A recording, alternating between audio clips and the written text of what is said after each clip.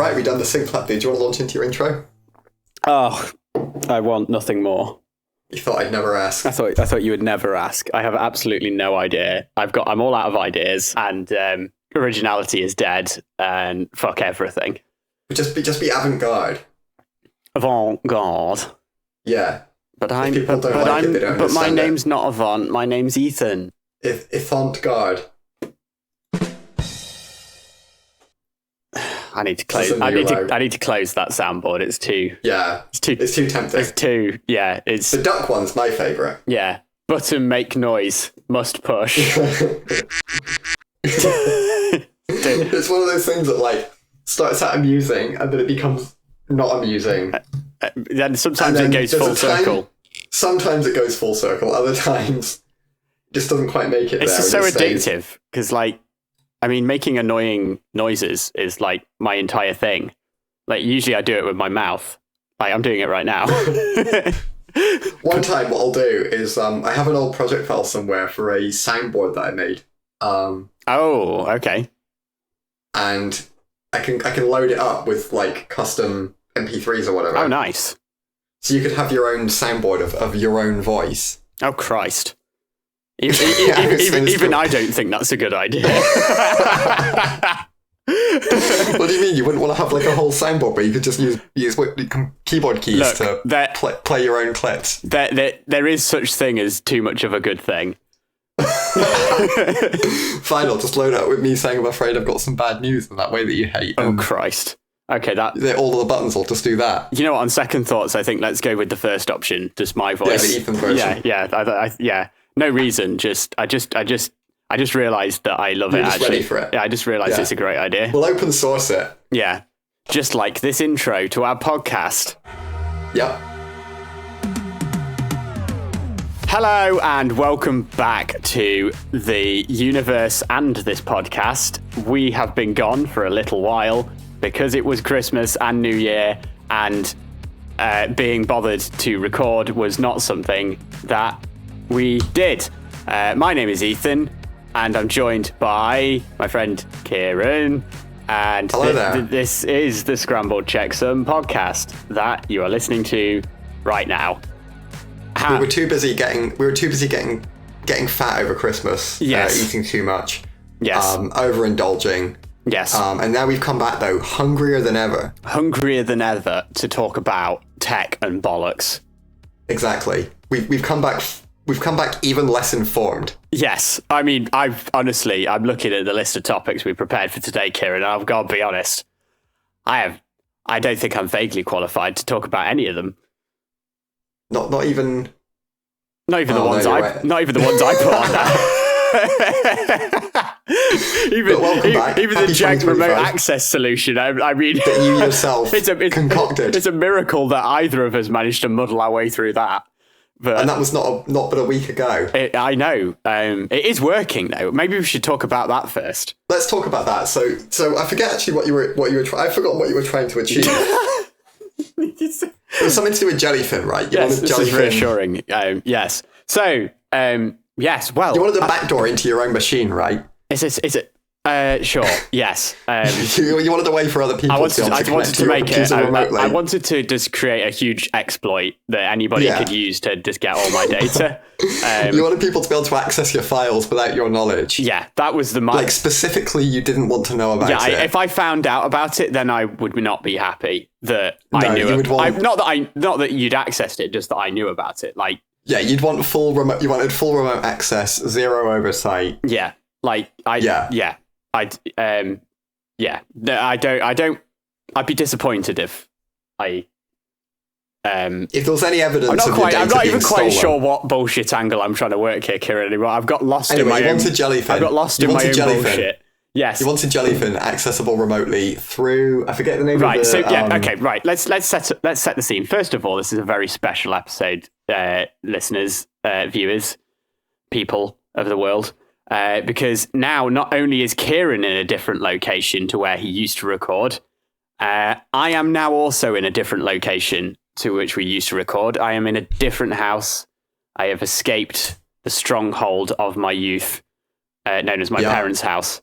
and I am no longer there. I am in a different house that I am paying. Not because you got doxed either.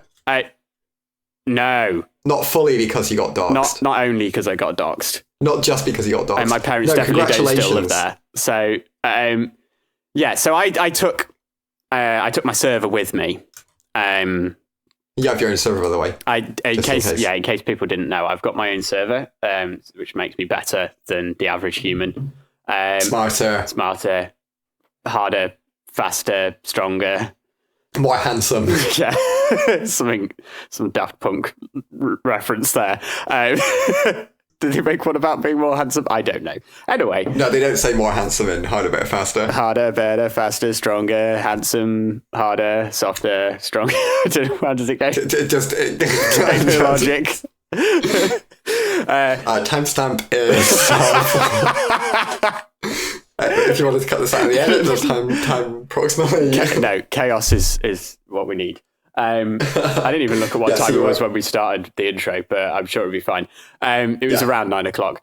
So basically, I took my server with me, and prior to that, I've got my Jellyfin instance, and I had ripped all of my parents'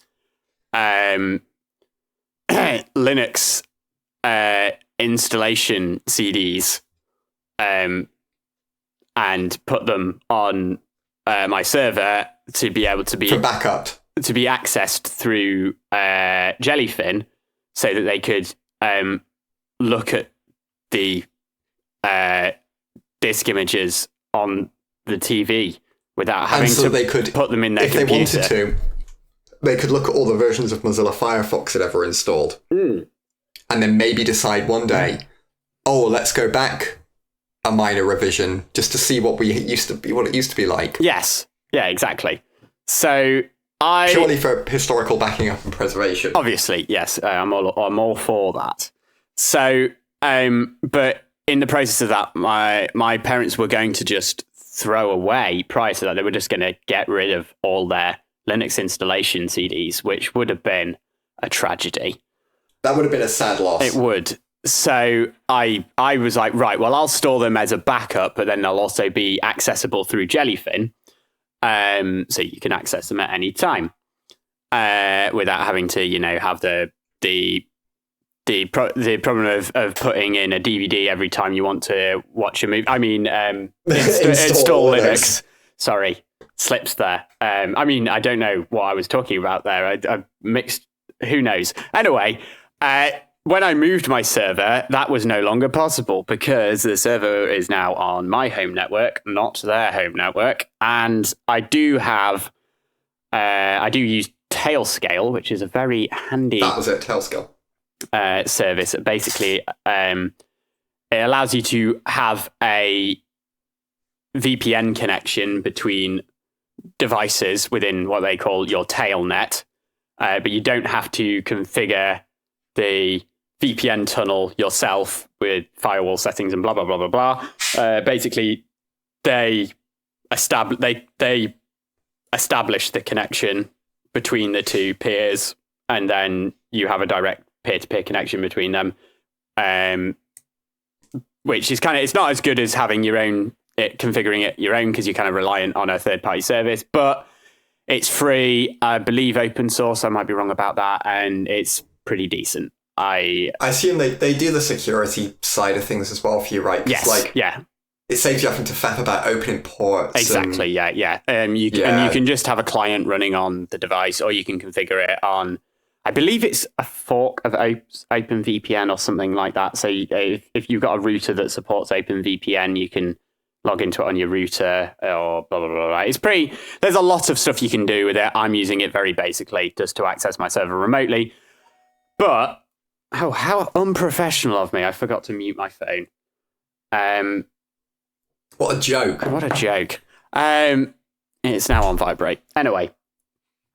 So, you can, like I say, you can get a client. I have a client on my phone, my iPad, my laptop, etc. So I can access stuff remotely. However, you cannot get a client for the likes of, for example, the Roku streaming TV. So if you wanted to stream Linux ISOs to your Roku, remotely, that would be more challenging. Neither can you do that for Apple TV, Amazon Fire, or whatever.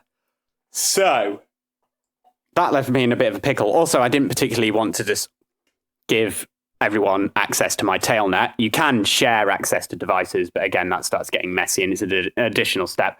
Ideally, I wanted they got used to using Jellyfin how it is. I wanted them to just effectively be able to use it as if it was on their home network.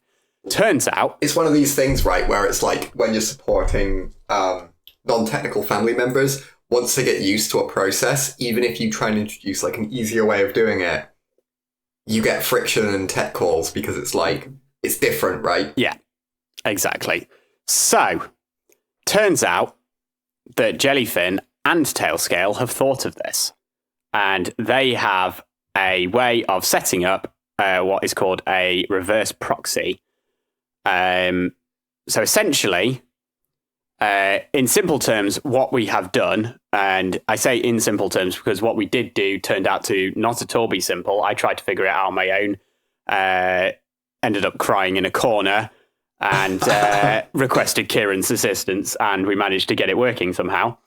But basically, I have a computer on my parents' home network, which is in my tailnet, so connected to my VPN. So that has access to my server over Tailscale. And that is running Nginx, which is Kieran help. It's effectively like a web server. It's a web server. Yes, that's what I was going to say. I was just checking that you knew what it was. Totally. So yeah, it's running Nginx, which basically has a config on it where it basically just it has that laptop which is running Ubuntu Linux, because Linux is the only supported only like properly supported operating system. You tried it on Nginx. Pop as well, right? And it didn't work. Yes, although I now realise that wasn't to do with Pop OS. So I could have just run. Config. I could, yeah. It was me being just incompetent things. To be fair, Pop wasn't on the official list of supported distros, was it? It was. No, but then I couldn't actually find an officially supported list when we then initially actually went and installed it on Ubuntu. I remember seeing somewhere that there was an officially supported deb package, and I think that's what we ended up installing. I think so. Yeah. So Debian is officially supported. Technically, Ubuntu. To be fair, Pop OS and Ubuntu both are forks of Debian. So Pop OS is a fork of Ubuntu, and Ubuntu is a fork of Debian. It feels like if it was going to work on one, it would probably be Ubuntu, because I think Pop OS has more. I could be wrong, but I think Pop OS has more like differences to it. So Debian packages, I don't think work quite as reliably. Pop OS equals God OS. Oh, you're gonna have the Arch Linux people pissed off. Yeah, I very much like Pop OS. I've been running it on my laptop for 2 years now. So yeah, I like Pop OS, and I'm very excited for the Cosmic Desktop. But that's a whole other topic. Anyway, yeah, we got Nginx installed. We copy pasted a config from Tailscale or Jellyfin or whatever's website on how to, which is supposedly just makes everything work wonderfully. So effectively, yeah, that device has the IP address that my server used to have, and then we set it so basically, every time that laptop receives a request on the port 8096, which is the default port that Jellyfin uses, it will then forward that to the IP address of my server on Tailscale. So effectively, as far as any device on my mum and dad's network is concerned, it's talking directly to another device on that network. It doesn't need a VPN connection or anything, because the Ubuntu laptop has got that VPN connection. And so far, it's working fine. Nice. I was going to say, how did it go down when you rolled that out? Yeah. Well, originally we actually did use a different port, didn't we? But I decided to change it to the...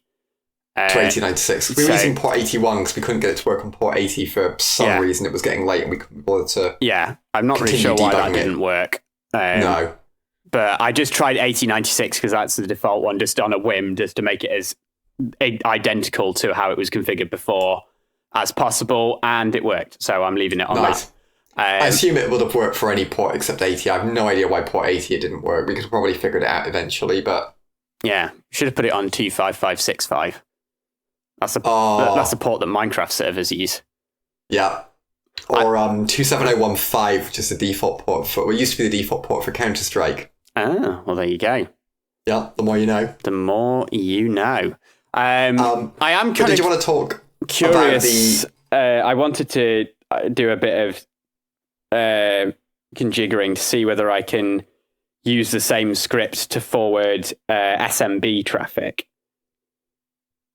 I would assume so. Yeah, so would I. Because the principle's the same. But I admit that I am incredibly angry. So basically, we managed to muddle through because, I think it's safe to say I probably have a more experience with Linux than Kieran has. Oh, much more, yeah, especially recently. Yeah, but Kieran has infinitely more experience with anything to do with web servers and anything website, web dev related than I do.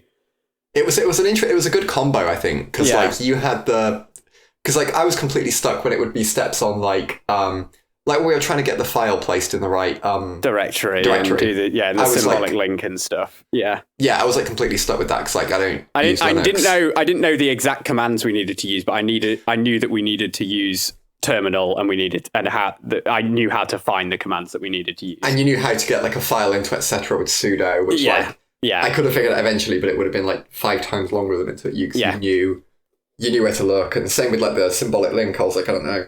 Yeah. So I was like, symbolic link? What the hell does that mean? Yeah. Basically we had to, because Linux, you can only edit. Nginx requires you to put the config file. Oh yeah, that was it. The instruction. So the instructions told you to save this text in a file called Jellyfin, but it didn't tell you what extension to use. I think Kieran somehow managed to find that it was supposed to be a .conf file. But that's just like because we're too stupid. Yeah, like there was literally why was that not on the fucking guide? I don't know. It's so stupid. And then Nginx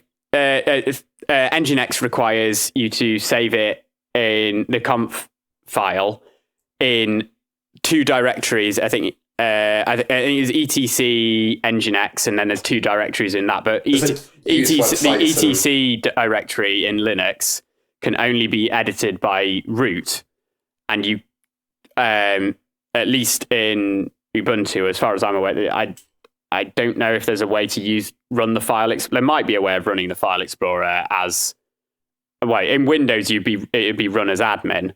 I'm sure there's a way to do it because there'll be some kind of like thing you can do to get it to but work, I don't know. I don't know how to do it. I only know how to do elevated permissions in terminal. So basically what we ended up doing is we created the file in downloads, and then every time we edited it and needed to try it, we had to do a sudo copy command to write that file into the etc directory, basically. Which I don't know, feels kind of janky, but it also worked fine. So, but again, wasn't in the guide. The other issue was that I think it was was it the Jellyfin guide? Or was it the Tailscale guide that had all of this extraneous stuff in the this is like the basic setup guide. Yeah, there was a load of random stuff in the conf file that it told you to use. And like some of it, I get it. Like a lot of it would be if you were, doing more advanced stuff. Like it was telling you to add like content security policy headers, and like content security. Yeah, it's like a bunch of security headers, which is fine, but for our purposes of like literally just establishing a connection. Yeah, and like it's on a VPN, and like which already like limits who's accessing it anyway. It's like seems unnecessary. It was like overly complicated, and I think that's the thing that was I was in way over my head. I've never done anything with web servers and so where Kieran really came in was like he was able to look at I was looking at the script and going, well, I kind of get that here I'm putting the IP address of the actual device that the web server is running on.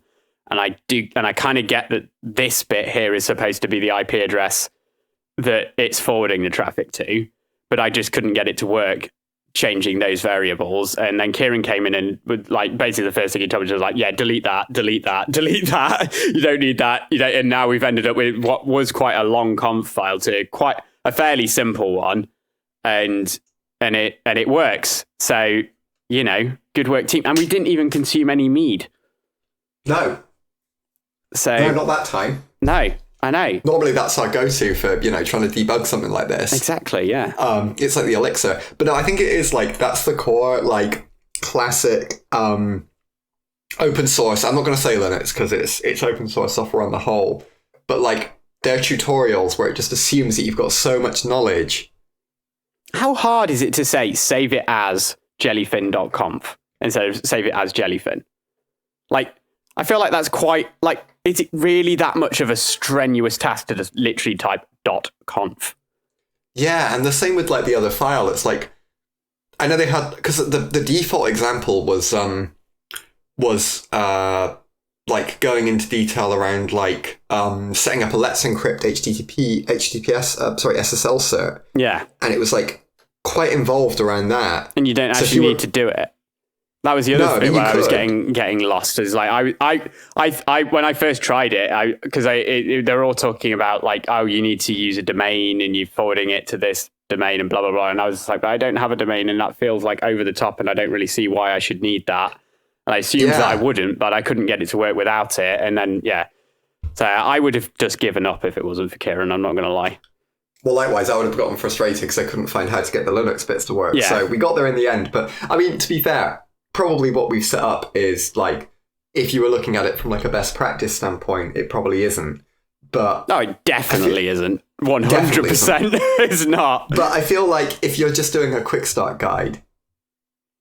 But that's the thing. Like, I don't think there's anything like glaringly wrong with it. Like, if you were trying to, because you're not trying to forward traffic from, you're not setting up a public service. All you're doing, you're literally setting up something that's forwarding traffic over a VPN between two home networks.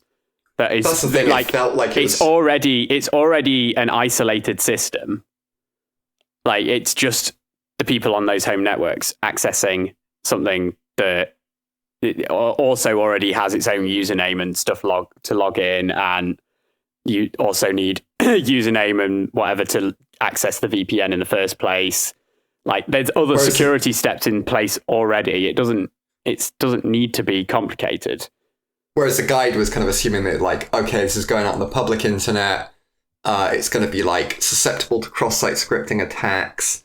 You need to defend against man-in-the-middle attacks. It's like adding all this complexity on top. No, it's all on a local network, so you don't need it. Yeah, so it's I don't really fucking understand why you would set that up. Yeah, it was a bizarre use case. And the examples as well, even where it was like placeholder in the code. Not to mention the fact that you're definitely well outside of the grey area if you're putting your Jellyfin in terms of copyright law. If you're putting your Jellyfin server on the like publicly facing on the internet, yeah, that's where you're looking at you're gonna be in trouble. You're not in the grey area there. You are like well over the line. Yeah, that kind of goes a bit beyond. Yeah.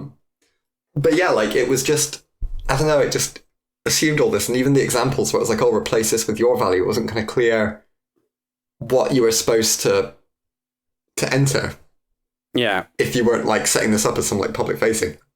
But we got there in the end, and I'm glad it's working. Yeah, I am as well. The only problem I'm running into now is Jellyfin does have a thing that supposedly limits the bit rate that's available for remote connections. And it just doesn't seem to work. Oh, weird. So you want to limit the bit rate, right? Well, yes, because I don't want... Because, like, I mean, I've got low compression rips of large Linux ISOs. Very, very. Well, it's tutorial videos on how to set up the Linux distro, Yes, right? we're talking 4K, like 25 to 30 gig files for a 2-hour video. That's like a lot of data to stream.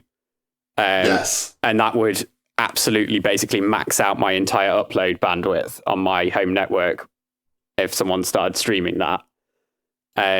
So I've had to kind of jankily, you can do it within the app. So I've had to do it within the app because I just couldn't it just wasn't enforcing it. But does that mean the TV? Yeah. Does that mean the TV though can pull at like max? Well, I've had to do it within the app on the TV.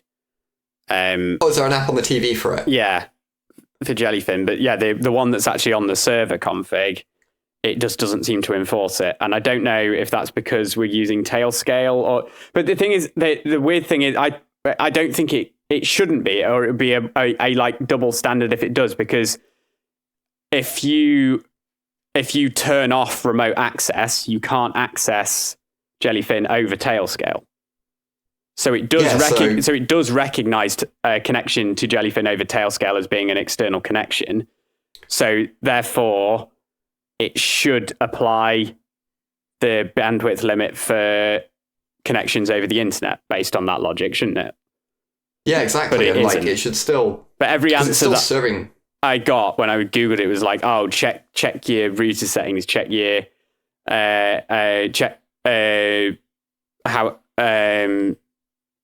check your client hasn't got a setting that's overriding it. But there is no set. It's like I couldn't find anybody actually answering why it wasn't working.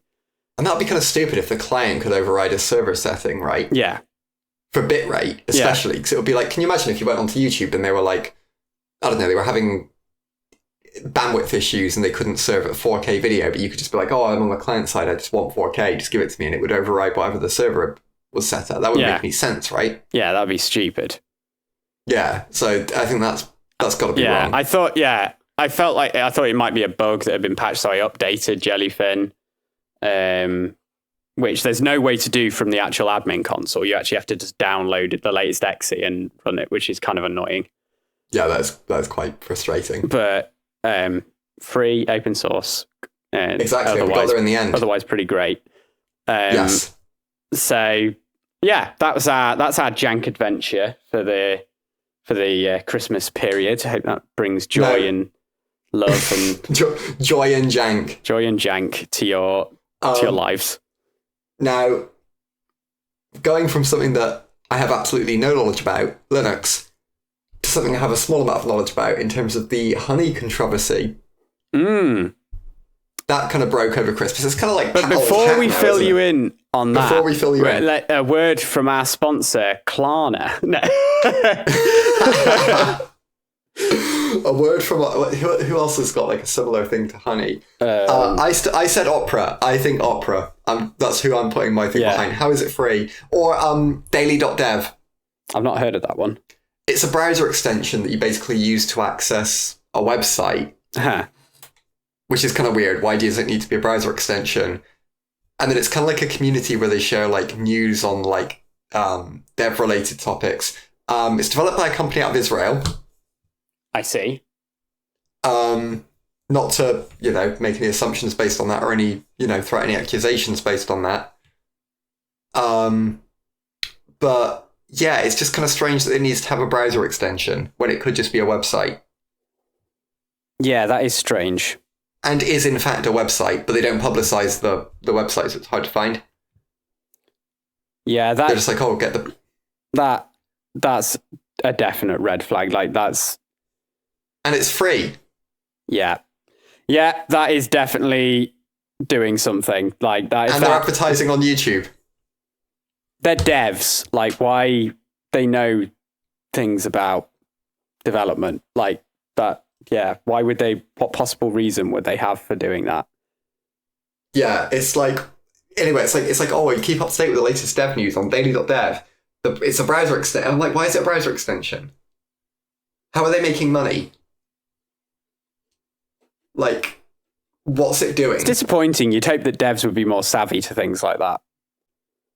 Well, I think probably most are. It's kind of like, I think it's focused at people who want to get into the industry because it's like, oh, you can network with other developers and yeah, but I'd hope hope that people who are aiming to get into the industry would be more savvy than that. Possibly. It's just that's sketchy though, right? Free browser extension. I don't think there's ads. That's very sketch. That's sketch as hell, isn't it? That's got like. I'm not tech savvy enough to try and download if it and they're find making out money what it's doing. and you can't figure out how they're making money, like, I mean, you could be missing something, but you definitely should look into that. Yeah, so I'm not gonna throw out too many wild accusations, but I would be very reluctant to download that browser extension. I'm not going to download that browser extension. Like, what's that doing in your browser? So, is there some kind of... Did you ever? Well, actually, right. Let's before we go any further, let's just address what. Do you want to outline what the honey controversy was? Yes. Before we do, I'd just like to blow our own trumpet here for a second. Everyone said about that Markiplier video where he called it. We also called it. We didn't record it anywhere. We didn't record it anywhere. There's no evidence of this, but can confirm me and Ethan have both never downloaded Honey. Because we were sketched out. I did download it once just to see whether it was actually any good. Okay. Well, Ethan downloaded it once. And I never once got an actual coupon code. From what I've heard, that was quite common. Yeah. So me and Ethan were sketched out by this, probably back in 2019. We were talking about being sketched out by it. Yeah, whenever it was that it's first started being advertised, everywhere. Yeah, because it kind of stopped being advertised everywhere for after PayPal bought it. I feel like you didn't see it so much. Yeah. But there was that period of time, wasn't there? 2019, I think it was, where it was just advertised everyone everywhere. and their mum was sponsored by it on YouTube, and there was all those Mr. Beast adverts and yeah. I forget what video it was, but do you remember that channel where the guy went to the Honey office and interviewed them as a skeptical person, but it was an ad? I don't think I ever saw that one. I forget what channel it was, but he was like, "Oh, so you're telling me that you just give this app out for free?" And it was a puff piece for Honey, basically. Yeah. Where they were like, "Oh yeah, here's how you really make money," and kind of addressing those concerns, but it still wasn't very satisfactory. I'd love to find that video. I remember the answer that I always got. It was "Oh well, there's no shady data collection. There's no because we make money through affiliates links with our with the merchants, merchants." And I always just thought how can that possibly make sense for the merchants? That's what I thought. Because I was like, why would you pay to give people money off of your products? Yeah. Doesn't make any sense. No. And it turns out that it doesn't. We now know that it doesn't make sense. Yeah. So to outline it, Mega Lag's exceptional video. You've probably already seen it, but if you haven't, it's fantastic. Goes into quite a lot of detail of what the controversy is. Long story short, the way they made money off the merchants was that they would say, basically, people would go and search coupon codes for you anyway. So what you can do is if we can persuade them to install Honey, they won't go searching for coupon codes because they believe that we have this database of all the best ones. And then you can give us a crap one that they'll just get, and then they'll be unlikely to go and search for a better one. Yeah. So you can give Honey, you can pay to give Honey a 5% coupon. And then if Honey activates at checkout and puts 5% off checkout coupon, puts a 5% coupon on their checkout, the user's not going to go and try and find your 20% off coupon that you've got running somewhere else. Yeah. Yeah. So that was how it made sense for the merchants. I've got some experience in that space, and I wouldn't pay to have that. I would not be paying to actively give away margin. Yeah. To me, that feels foolish. Yeah, it just seems ridiculous. Yeah, with the margins, if they were already if they're already on your site and they're already looking to buy something, they're at the checkout. The whole idea of having a coupon or a sale is to try and encourage people to buy something they wouldn't have already bought, isn't it? Yeah, and people abandon at the checkout. It's surprising how many people will get relatively far in your checkout process and they'll abandon. But to me, it's not at that point driven by... I'll go and... Because I do it myself. I'll go and look for a coupon code, but it's not if I don't find one, I'll abandon the checkout at that point. Yeah. So to me, at that point, offering a coupon is just giving away margin. Yeah. So I wouldn't be actively paying to do. You're paying to then make less money. Yeah. Honey will bill it to you as you're paying to capture a sale you would have lost, and you're just giving away a little bit to keep it. But like to me, you're paying to give away margin. Anyway, the big part of the controversy was about it stealing the stealing creators' affiliate revenue. Yeah. So you would click on a video from a YouTuber that's advertising honey. You'd spend, say, £500 on a product. The YouTuber should have got like a 10% kickback from that. So £50. Whereas what will happen is you'll get to the checkout, you'll try the honey will activate to try and find a coupon code. Even if it fails to find a coupon, it will erase that creator's coupon code and insert its own affiliate code. Yeah. So when you check out, honey will get the attributed sale. So this is the part where I've got a little bit of experience, so a little bit of understanding of this. So what will happen is when you visit like a special link from a creator, it will tend to have like some parameters after the URL that indicates where you've come from. And generally what will happen is you'll land on the page and part of that parameter will be stored usually as a cookie. So that when you then visit the website, you browse, you check out, that cookie can be read. The site will see, or the analytics platform will see where you came from. And that's how the revenue is attributed back to that creator. Yeah. So what Honey will do is it will search, I assume it will search on like common affiliate platform cookies and then replace them with its own, which is pretty scummy. Very scummy, in fact. Because they weren't advertising this to merchants, from what I understand, because why would they? Yeah. And basically what was happening is Honey was taking credit for sales that it effectively had zero involvement in.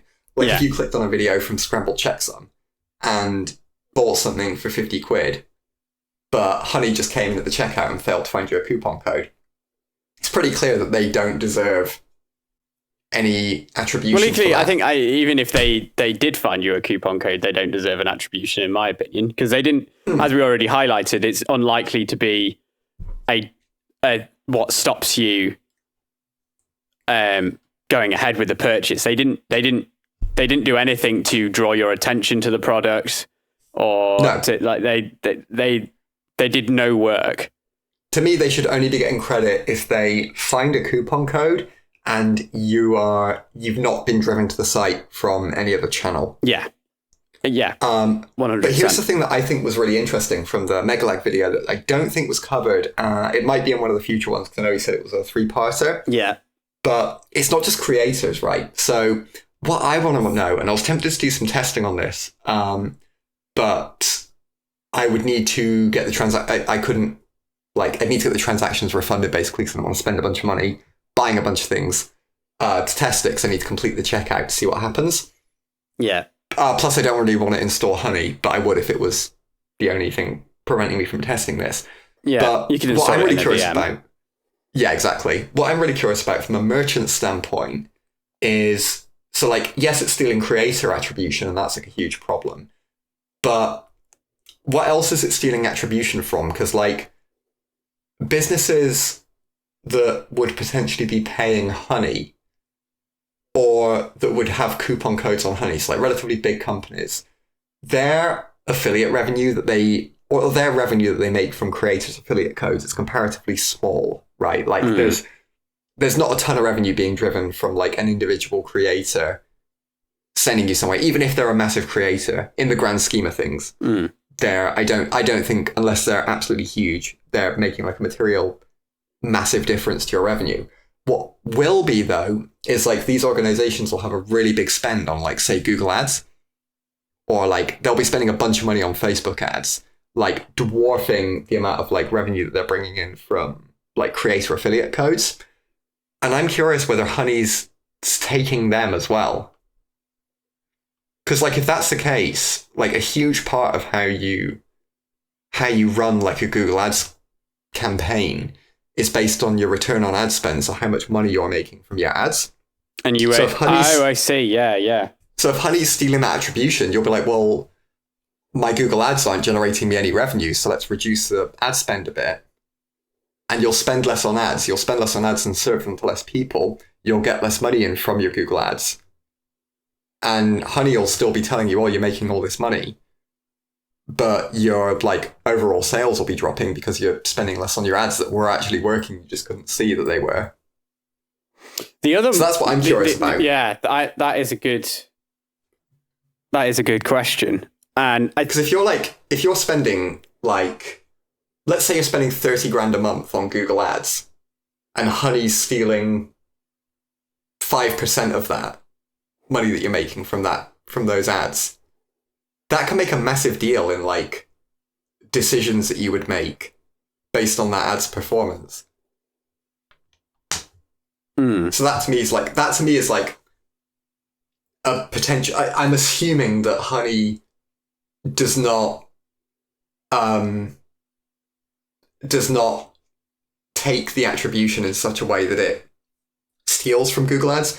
What I'm assuming it does is it'll still probably take the attribution, but I'm going to guess that it doesn't remove any attribution that Google would claim. And then what would happen is you just double report the sale. So Google would take credit for it on Google ads. Honey would take credit for it on their own platform. And if you added everything up, it would come out to more than what you've actually made, which is really common in online ads because the platforms are all greedy. Okay. That's what I'm guessing. But like, if it's taking that, if it's like over, and that's also kind of scummy, right? You have to ask the question like of Honey, hey, how come you overwrite creators' affiliate codes, but you won't overwrite a Google Ads cookie? Well, potentially. Potentially, like that's... Another question I've got, actually, a more fundamental question, I guess. Why does Honey have an affiliate link in the first place with any of these sites?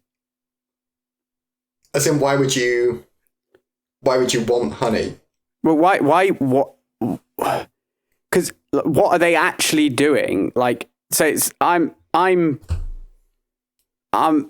got a website. I sell I don't know, freaking spare parts for t-shirts, scrambled checksums t-shirts. Honey doesn't even claim to advertise that site or do anything to promote people or drive people to that site. All it does is, supposedly, or it claimed to do, is find a coupon that would work on that site once the person was already on that site. So why do they even have an affiliate link to my site in the first place? So their thing why would I give them that?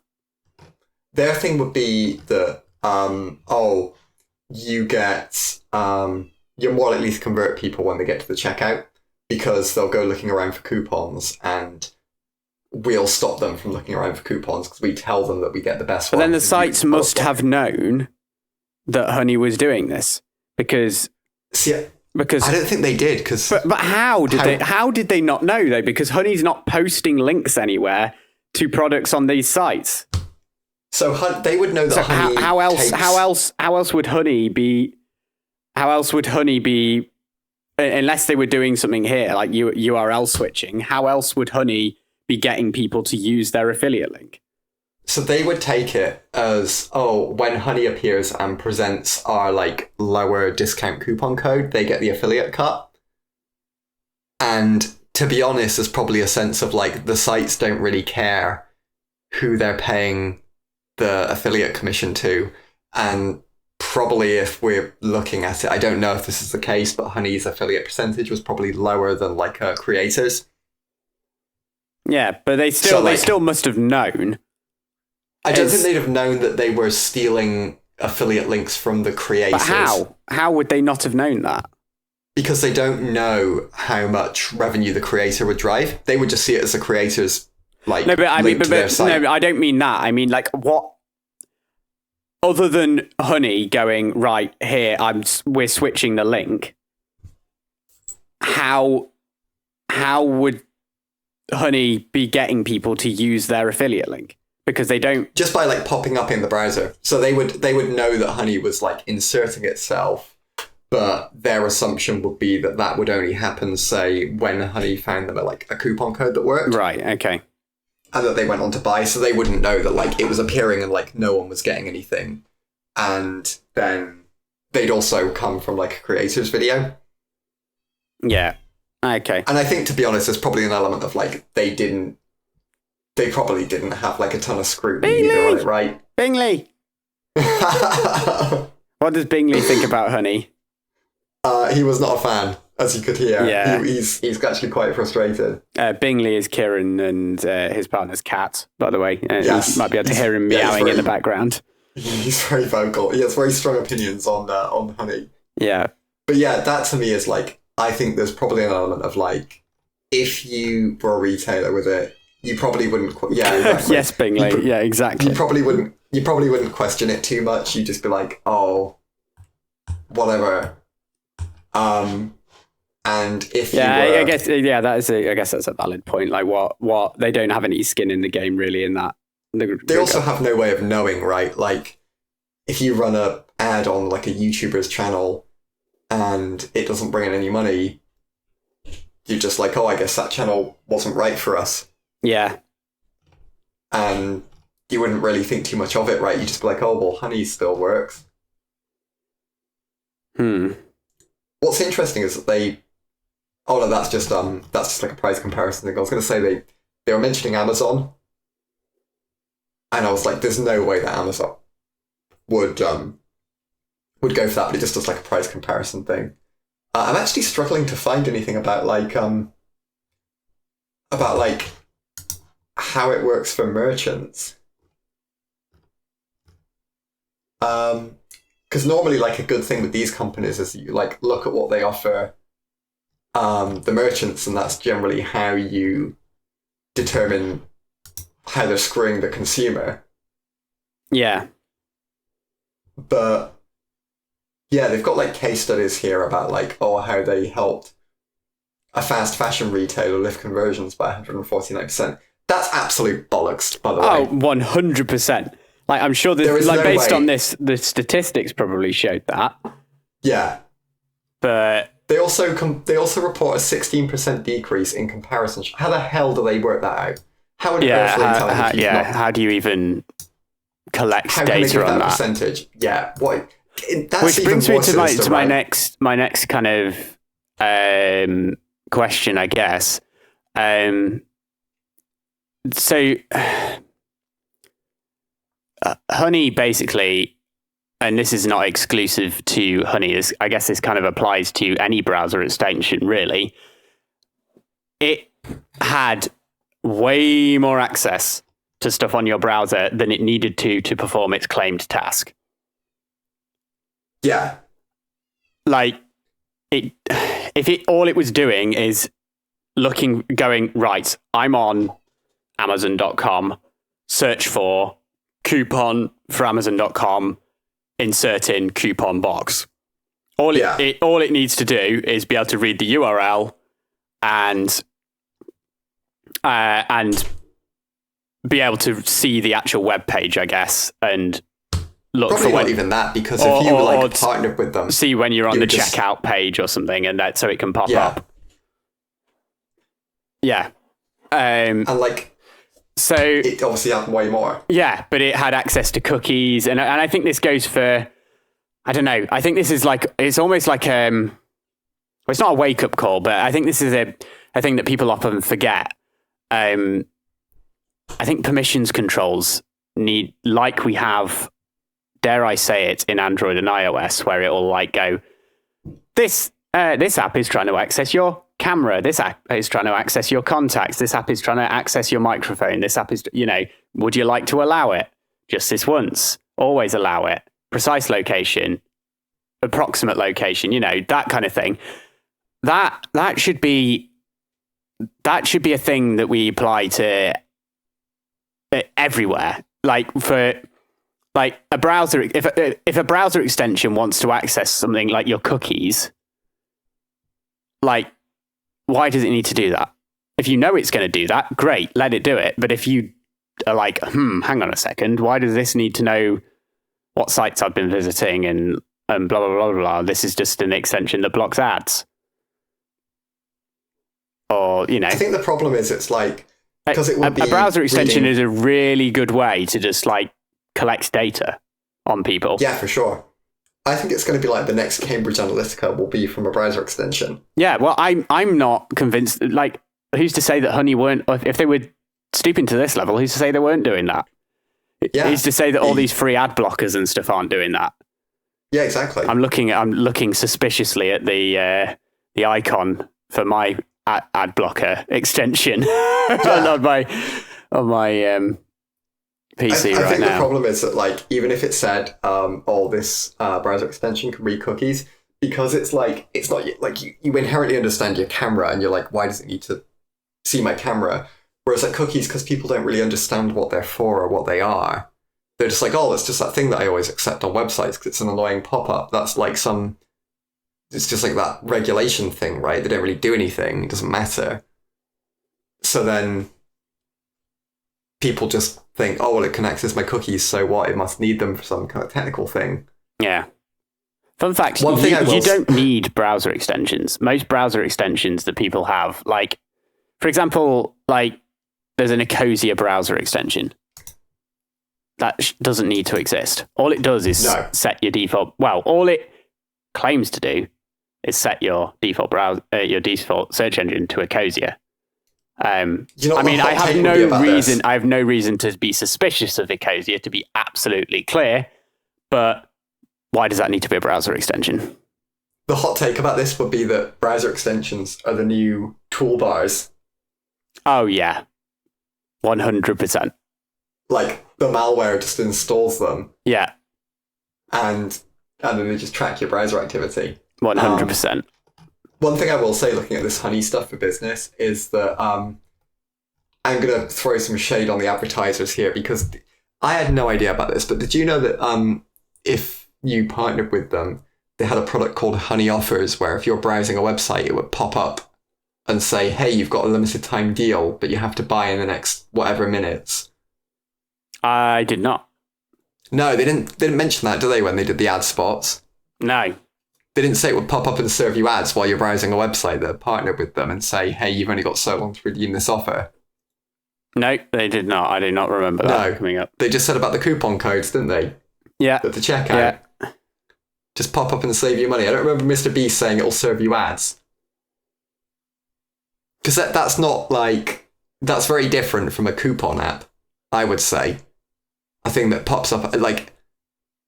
That's very... Especially because it's not on a... I don't think you can control it on a per website basis. It's like, if you have it, you'll see ads, effectively, while you're browsing a website. And I don't care if they say, if they're for a discounted price, it's an ad. Yeah, an ad's an ad. Yeah, and they don't mention that when you sign up for it, actually. At least, though, if they did that, they'd somewhat deserve some kind of affiliate. Yeah, exactly. Like that's the thing. That makes sense. You deserve money for that because you've converted the customer. Yeah. But I think as a user, you'd be pretty. I want less ads, not more ads. Yeah, I don't want things popping up saying... I want less things popping up in my browser telling me that I have to buy in the next 2 minutes. Yeah. Yeah. Otherwise, you'll be a disappointment to your family for your entire life. Yeah, exactly. Or, hypothetical other threats, Yeah. Not that I speak from experience. I think these guys are scum of the earth. Yeah. I think they screwed up big time. Yeah. Much like another, even larger and more probably well-known brand of speakers, smart speakers. Yes. The Sonos thing. Would you like to speak on this? Because I know a little about it, but... Same here. So from what I understand, they were like, oh, we need to update our Sonos app. So Sonos are like wireless speakers and headphones, right? They're expensive. Well, that's the thing. They were only speakers. I think they only did headphones very recently. They were primarily, they historically have just been smart speakers. I think they did everything from, like, there was like a Sonos hub or base station sort of thing that you could plug into like an existing amplifier. They're kind of like Bose, right? Yeah, they were Wi-Fi. Basically, they weren't Bluetooth speakers. They were basically like Wi-Fi. They were connected to your home network, and then you could, I guess, well, cast is the Google term for it, but you could cast to them basically. But it was kind of a bit more integrated than that. I've only used Sonos once, and it was in a holiday home, and I've got to be honest, I was not impressed. I've never used it. And from what I understand, you have to be connected to the internet, right? Or you have to have Wi-Fi enabled for the connection or something, right? Yeah, it's not a Bluetooth speaker. It is you don't play content from your device. You use your device to control what content the speaker plays. Yeah, and to me, that would have been a big turn off for me. I think it's a cool idea. It's a cool idea, but I don't like. So, first of all, some of the cool things that you can do with it. For example, you could have speakers in multiple rooms in sync playing the same music, which I think is pretty cool. Fiddly. Yeah. Or you could. Yeah, you could set them up as stereo pairs and blah, blah. The technology is very cool. What is not cool is the fact that it's a proprietary standard. It required an app. You could could only stream music to it from services it supported. Or you can only, I should say. I didn't like... Unless you had the Sonos soundbar, obviously, that was connected to your TV, so... I just don't like the fact that there's that stuff's all really cool, but why do these companies always do that? But then that's the only way. Why is there not you can do all this cool stuff through the app, but then also if you just want to connect to it through Bluetooth and play it whatever you want, you can still do that. I think I think you could, but it wasn't. I don't know. It wasn't good. You may as well just buy. You're paying the extra not for the extra sound quality and stuff. You're paying the extra for the Sonos features. And the sleek look and stuff. Anyway, they decided to rewrite their app to make it more something, I don't know. And basically they, for reasons I can't understand, launched it in a completely broken state. And then basically just pissed off everyone. I think from what I understand, basically, the old app wouldn't support the headphones, and they launched the headphones, so the new app had to launch with those headphones. Is that what? Because I was struggling with why they had to launch the app. But then they couldn't just move back to the old app because then the headphones wouldn't be supported. And for some reason, they didn't want to do the jank solution of having two apps. So they ended up with the worst of both worlds. Yeah. The people on the headphones had a shit app, and then the people that used to like the app got a bad app also that broke their own setup. Yeah. Also, not the first controversy with Sonos. Because I didn't realise that. Previously, they already actually had multiple apps because they already made it. They brought a new app out, but some of the old speakers were not compatible with the new app, so you had to have the old app. Also, they still maintain the old one. Well, not really. They only begrudgingly brought back the old app, I believe, because a load of people kicked off about their really expensive speakers essentially becoming expensive paperweights because Sonos didn't want to support the app anymore. Yeah. Yeah. Yeah, so from what I understand, they released this broken app. That makes more sense as to why they had to do that, because that's what I was struggling to understand. But it did stuff like they used to be able to control if you had multiple speakers connected, you used to be able to control the volume of them just with one setting. And then the new app made that impossible, and there was loads of these quality of life things, regressions. And everyone hated it. The CEO lost his job over it. Well, yeah, and and the tech lead or head of technical product. I think three board members, and then 100 staff laid off, and yeah, the staff laid off is what I'm sad about, because the people at the board level, they'll have gotten payoffs and they'll be fine. But it sucks that people got laid off for their fuck ups. Yeah. But what I don't get is, you were saying about what they wouldn't do the janky way, but was that an option? Do you think there was like, could they have like had some really janky? I don't see why not. If they had to support the headphones, couldn't they have released like Sonos? I know it would have like hurt their brand or whatever, but at least they would have worked. It would have hurt their brand less than this. Yeah, exactly. Like, could they not have had like Sonos jank, and it just looked like absolute crap or something? I don't know. I just don't understand why they can't have just said, right, we'll re-roll out the old app. We'll rename it Sonos EOL or something. And you can use that for your speakers. It's still got while we fix the bugs on this new version of the app. However, the headphones will only work with the newer version of the app. Sorry about that. Which is called like Sonos jank. Yeah. Also, totally unrelated, maybe don't buy our headphones because we clearly don't know what we're fucking doing. Yeah, exactly. Yeah. I was about to say buy some of our competitors' headphones, but speaking of shit apps for controlling sound devices, fuck me, Sony is awful. Like Sony's? Yeah, I love my Sony WH-1000 XM4s. Hands down the best headphones I've ever had. They're also the most expensive by a country mile, but the app is awful. Like, not in terms of functionality, just the layout is so bass-ackwards, it's unbelievable. Like they recently reskinned it, and it looks better. Like, it no longer looks like something that belongs in, like, Android version 4.0. But the settings are so just like that, where they are so just arbitrarily laid out and not at all. Like, I can't really explain it unless you try to use it. Next time I see you, I will show you. It's just awful.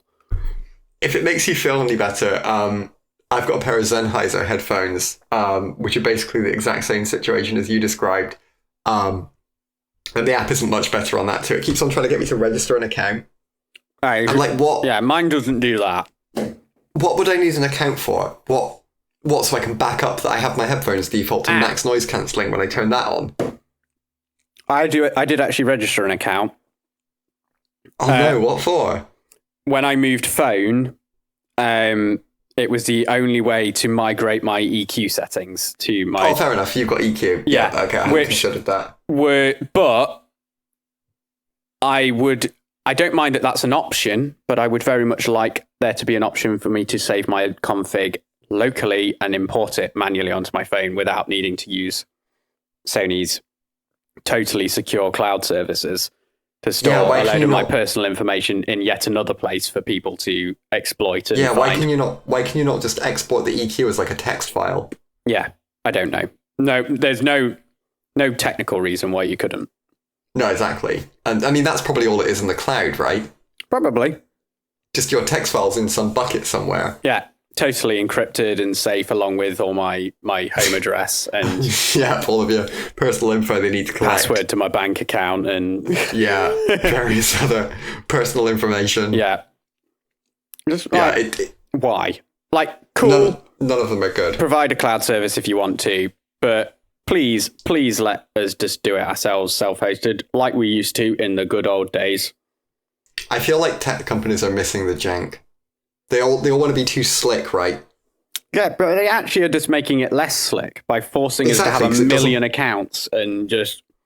And then when it doesn't work, it's frustrating because your only option is just like, oh, it went wrong, retry. Yeah, they're a pair of headphones. Why do they need to have... I don't know. It actually, to a degree, annoys me that I have to have an app for them. Another video idea I've just come up with is, can we make janky versions of like, you know when like tech has gone too far and they've like tried to integrate too much into something? Yeah. The first thing that comes to mind is that LG fridge. Yeah. Is it an LG or Samsung? But it's Samsung, I think, because they've got their new thing with like, no, I think it's LG that's got AI to the core.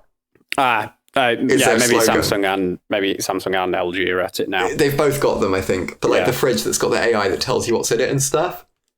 Oh yeah. But like my idea would be that we would try and make like a janky version of that uses no cloud infrastructure, like no account. I think we should take a tip out of who was it? This book who it turned out that they basically just had humans responding to all the who was it?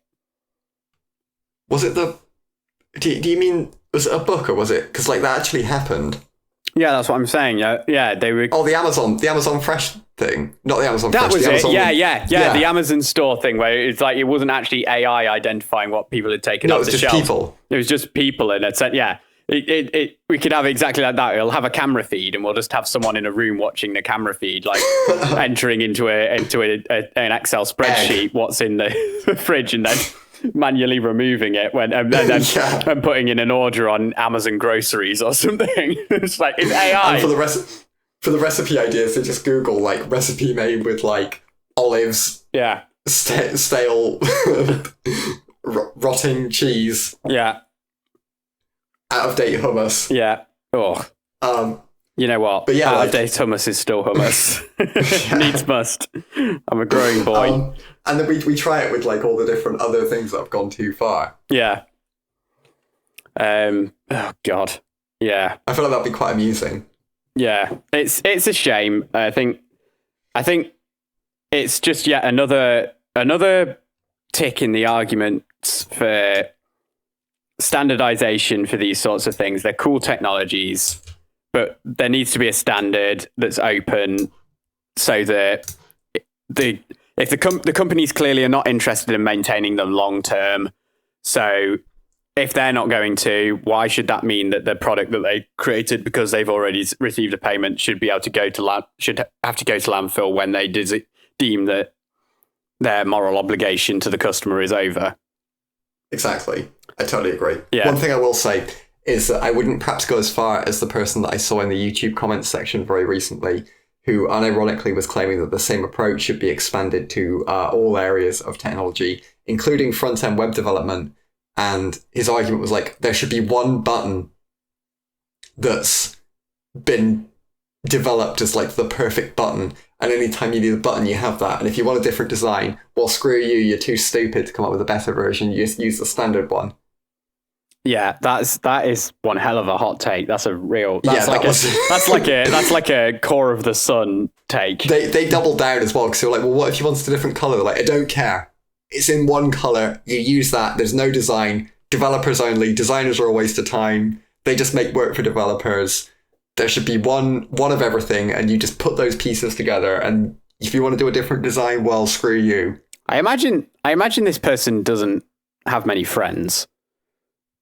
No, you can't imagine. I can't imagine they have really anybody in their life. I kind of feel sorry for them. Really, you struggle to how you get to that mindset. Don't you? I feel like they just probably have no empathy or love left for the world. Yeah, I feel like if you said to them, like, life. Isn't it a nice day today? They'd be like, oh, what, you mean it's not the standard day? Yeah. It's different. It's different. Oh, sun's out today. Oh, big deal. Yeah. If I had it my way, we'd just live in a plain blank white sky, white ground, smooth intravenous drip, giving us the blood sugar we need. Like, oh, this food's got a different taste to it. Oh, I guess you think you know better than what I do for my own nutrition. Yeah. Oh, wow, flavor, all seasonings. God, talk about frivolity. Get rid of all this extra crap. What a hateful piece of garbage. Speaking of which, though, we'll be adopting. It does sound like quite an easy design language to adopt, so maybe we'll do it if we ever decide to redesign our characters. And speaking of hateful pieces of garbage, it's time to end this episode of the podcast. It is indeed. Yeah. But don't worry, we will be back in 2 weeks' time on a Monday, if that is indeed the day that you are listening to this on, i.e. the Monday that this was released. The day that you're listening to it on doesn't matter for our upload schedule. Yeah, the episode will go live on Monday regardless of what day you're listening to it. Yes, but it will be, if you're not listening to this on Monday, it won't be 2 weeks from when you're listening to this. Well, no. It's every other Monday. Every other Monday. Just, right, look at the date this was released, all right? Like, do I need to spell it out to you? Look at the date this was released, and then add 14 to it. If that takes you over 28 or 31, depending on the month, then, just look in your fucking calendar. What do I look like? Your dad, for fuck's sake. Just, it's not that complicated. Just every other Monday. Just listen on Spotify, Apple Podcasts, Pocket Casts, Amazon Music, Audible, Deezer, YouTube, and YouTube Music, or visit podcasters.spotify.com/pod/show/scrambled-checksum, or find us on YouTube at youtube.com/@scrambled-checksum. Don't forget to comment, like, share, subscribe, and tell all your friends to check out this amazing podcast. Yeah, we'll I've leveled up my game. Our number one listener now lives in the same house as me. So nice. So shout out to Jason. But he might stop listening because he's heard half of this podcast live, probably through the wall. Just not what Kieran said. So so his watch time will be cut in half. Yeah, but he does occasionally ask me questions about things we talked about on the podcast. So, What a hero. I know. What a legend. He is a legend. What a legend. If you're listening, Jace, you're a legend. I know I think you're a legend, but, just in case. I also think you're a legend. You needed a reminder. That, so. Yeah, you might not know that, but, there we go. Anyway. Bye. See you in 2 weeks. I think we covered it. Yeah. Bye. Bye-bye.